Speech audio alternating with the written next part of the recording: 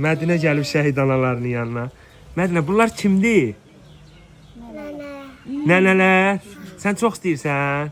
Qəşəng nənələrdir. Sənə nə verdilər? Nə verdilər? Kişmiş.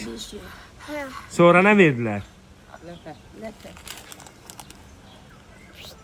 Fıstıq. Bəs nə demək lazımdır? Denən sağ olun nənə. Sen de sağ ol. Sağ ol nene grubu. Sen de sağ ol Ahmet.